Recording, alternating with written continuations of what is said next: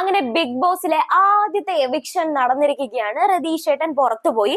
ആരും എക്സ്പെക്ട് ചെയ്തൊരു കാര്യമല്ല. ഞാൻ വിചാരിച്ചിരുന്നത് സുരേഷ് ഏട്ടനായിരിക്കും ഔട്ട് ആവുന്നതാണ്.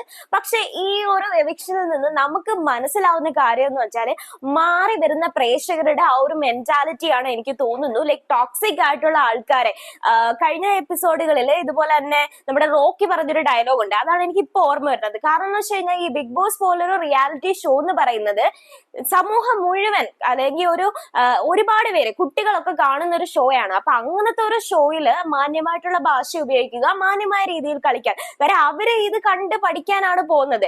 അപ്പൊ അങ്ങനെ ചെയ്യുന്ന സമയത്ത് എന്താ പറയാ, മാന്യമായിട്ടുള്ള രീതിയിൽ കളിക്കുക. അതാണ് ഒരു റോക്കി പറഞ്ഞൊരു കാര്യം. അപ്പൊ അതുകൊണ്ട് തന്നെ ബിഗ് ബോസ് ആ ഒരു മാറ്റിപ്പിടുത്തം ഈ ഒരു എവിക്ഷനിൽ നമുക്ക് കാണാൻ കഴിഞ്ഞു.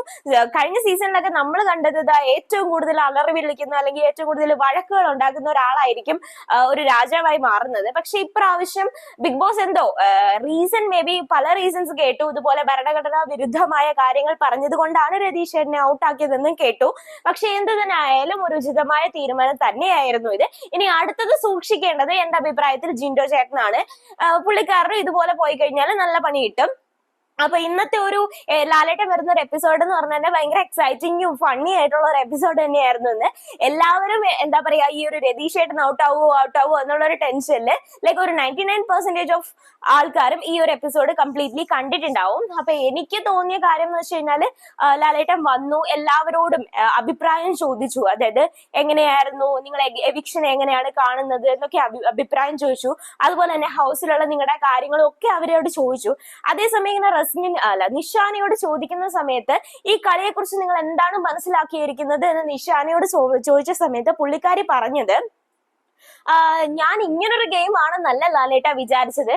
ഞാൻ വിചാരിക്കുന്നത് ഒരു പന്ത് കളിക്കാനോ അല്ലെങ്കിൽ ഇങ്ങനെ മുത്തു പറക്കാനോ ഉള്ള ഒരു ഗെയിം ആയിട്ടാണ് ഞാനിത് കണ്ടിരുന്നത്. ഇങ്ങനൊരു ഗെയിം ഞാൻ ഒരിക്കലും പ്രതീക്ഷിച്ചില്ല എന്ന് പറഞ്ഞു. പക്ഷെ അതേസമയം റോക്കി കയറി ഉടക്കുന്നുണ്ട്. ആ ഒരു സമയത്ത് റോക്കി പ്രതികരിച്ചത് കറക്റ്റ് ആയിട്ട് തന്നെ എനിക്ക് തോന്നി.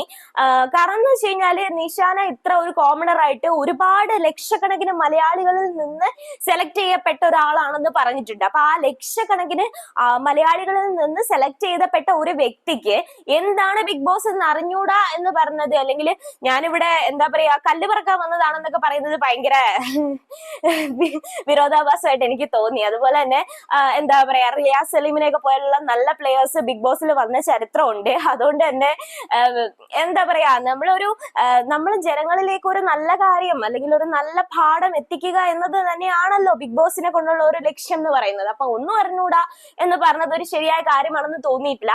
അതുപോലെ തന്നെ അതേസമയം ലാലേട്ടൻ ചോദിക്കുന്നുണ്ട്, അപ്പൊ നിങ്ങൾ എന്താണ് ഈ പറയുന്നത്, നിങ്ങൾ ഒന്നും അറിയില്ലെന്ന് പറഞ്ഞാൽ അതെന്താ ശരിയാവുക, ഇതുപോലെ ആയിരക്കണക്കിന് ആൾക്കാരെ ചാൻസ് അല്ലേ നിങ്ങൾ അവിടെ മിസ്യൂസ് ചെയ്യപ്പെടുന്നത് എന്നിങ്ങനെ ചോദിക്കുന്നുണ്ട്. പിന്നീട് ഇതുപോലെ രസകരമായിട്ട് ഒരു ടാസ്ക് ഒക്കെ കൊടുക്കുന്നുണ്ട്. അതായത് ഓരോരുത്തർക്കും ഓരോരോ ടാഗ് ആണ് അവർ കൊടുക്കുന്നത്. രസികൻ ആരാണ്, മടിയൻ ആരാണ്. അങ്ങനെ ഏറ്റവും കൂടുതൽ അവാർഡുകൾ കിട്ടുന്നത് രതീഷ് ചേട്ടന് തന്നെയാണ്. മടിയൻ, ചൊറിയൻ എന്നൊക്കെ പറഞ്ഞിട്ട് കുറെ അവാർഡുകൾ അദ്ദേഹത്തിന് കിട്ടുന്നുണ്ട്. എല്ലാവർക്കും നല്ലതുപോലെ കിട്ടുന്നുണ്ട്. പിന്നെ അത് കഴിഞ്ഞിട്ട് പിന്നീട് ഒരു ക്യാപ്റ്റൻസി ടാസ്കിലേക്കാണ് പോകുന്നത്. ക്യാപ്റ്റൻസി ടാസ്കിലേക്ക് തെരഞ്ഞെടുപ്പെട്ട അപ്സര, അതുപോലെ റസ്മിൻ ബായ്, പിന്നെ സിജോ, ഇവര് മൂന്നുപേരും ഇതുപോലെ റെഡി ആവാൻ വേണ്ടിയിട്ട് പോകുന്ന സമയത്തായിരിക്കും. അപ്പൊ ഇതുപോലെ ഇങ്ങനെ മോഹൻലാൽ ചോദിക്കും, അതായത് ആരായിരിക്കും ഈ ഒരു ടാസ്കിൽ ജയിക്കാൻ പോണത് എന്ന് ചോദിക്കും. അപ്പൊ ചോദിക്കുന്ന സമയത്ത് പെട്ടെന്ന് രതീഷേട്ടൻ പറയും, എന്തായാലും സിജോ ആയിരിക്കും, സിജോ ആണെങ്കിൽ ഒരു ആണല്ലേ, സോ സിജോ ആയിരിക്കും ജയിക്കുന്നതെന്ന് പറയും. അപ്പൊ അത് കേട്ട് റോക്കി ഉടക്കി പറയുന്നുണ്ട്, അതെന്താ അങ്ങനെ പറയാന്, ചിലപ്പം റസ്മിൻ ബായ് ആയിരിക്കും ജയിക്കുക, അവരാണെന്നുണ്ടെങ്കിൽ ഫിസിക്കൽ എഡ്യൂക്കേഷൻ ടീച്ചർ അല്ലേ, അവർക്ക് ചാൻസസ് ഉണ്ട് എന്നിങ്ങനെ പറയാണ്. അപ്പൊ ഇത്രയും ഞാൻ കേട്ടുള്ളൂ. പെട്ടെന്ന് അപ്സര റൂമിൽ നിന്ന് ഇറങ്ങി വന്നിട്ട് നല്ലപോലെ റോക്കിയോട് ദേഷ്യപ്പെടുന്നുണ്ട്. ഞാൻ എന്തുവാ, എനിക്കറിയാം എനിക്ക് ഇച്ചിരി ബോഡിയൊക്കെ ഉണ്ടത് എന്ന് പറഞ്ഞാൽ നിങ്ങൾ എന്നല്ലേ എന്നെ തെരഞ്ഞെടുത്ത്, എനിക്ക് നല്ല രീതിയിൽ കളിക്കാൻ അറിയാം. പക്ഷെ അപ്സര പറഞ്ഞത് ശരി തന്നെയാണ്. ഒരിക്കലും ഒരാളുടെ കഴിവിനെ നമുക്ക് അണ്ടർസ്റ്റിമേറ്റ് ചെയ്യാൻ പറ്റില്ല. അതിന് ഒരു വാവ് ഗെയിം ആയിരുന്നു ഇന്ന് നടന്നിരുന്നത്. ക്യാപ്റ്റൻസി മത്സരം എന്ന് പറഞ്ഞു കഴിഞ്ഞാല് ലൈക്ക് റിയലി അവർ മൂന്നുപേരെ സ്ട്രഗിൾ ചെയ്തു ആ ഒരു ഗെയിം കളിക്കാൻ വേണ്ടിയിട്ട്. പക്ഷെ അപ്സര എല്ലാവരെയും ഞെട്ടിച്ചു. ലൈക്ക് ഞെട്ടിച്ചെന്ന് പറഞ്ഞു കഴിഞ്ഞാൽ അടിപൊളിയായിട്ട് കളിച്ചു കഴിഞ്ഞ ആ ഒരു ക്യാപ്റ്റൻസി സ്ഥാനം അപ്സരയുടെ കയ്യിൽ കിട്ടുന്ന സമയത്ത് ലൈക്ക് എല്ലാവരും എന്താ പറയാ ഒരു രോമാഞ്ചം വരുന്ന ഒരു മൊമെന്റ് പോലെ തോന്നി. കാര്യം അങ്ങനെ ഒരു പ്രശ്നം നടന്നിട്ട് അവൾ അത് നേടിയെന്നുള്ളത് ഒരു ഭയങ്കര ഭയങ്കര അപ്ലോസ് കൊടുക്കേണ്ട ഒരു കാര്യം തന്നെയാണ്. പിന്നെ അത് കഴിഞ്ഞിട്ട് തിരിച്ചു വരുന്ന സമയത്ത് പുള്ളിക്കാരി ഇങ്ങനെ പറയുന്നുണ്ട്, നിങ്ങൾ എല്ലാവരും ഞാൻ എന്താ പറയാ ഫിസിക്കലി ഫിറ്റ് അല്ല, എനിക്കിതുകൊണ്ട് പറ്റില്ല എന്നൊക്കെ ആയിരിക്കും വിചാരിച്ചിരുന്നത്. പക്ഷെ അങ്ങനെയല്ല.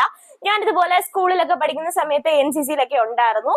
എന്റെ ടാലന്റ് എനിക്ക് മാത്രമേ അറിയാവുള്ളൂ. അപ്പൊ രതീഷേട്ടൻ പറഞ്ഞ ഒരു കാര്യമാണ് ഞാൻ ഓർക്കുന്നത്. ഇതുപോലെ അപ്സര ഒരു നല്ല പ്ലെയർ ആയിരിക്കും എന്ന് പറഞ്ഞതാണ്. പിന്നീട് ഇതുപോലെ എവിക്ഷനിലേക്കാണ് സ്റ്റാർട്ട് ചെയ്യുന്നത്. അതും ഒരു രസകരമായ ഗെയിമിലൂടെയാണ് അവർ കാണിച്ചത്. അതുപോലെ ഓരോരോ ബോക്സസിൽ ഇതുപോലെ പ്ലെയേഴ്സിനെ, അതായത് എവിക്ഷനിൽ വന്ന ആ ഒരു ഗെയിമേഴ്സിനെ ഓരോരോ ബോക്സിൽ വെക്കുക.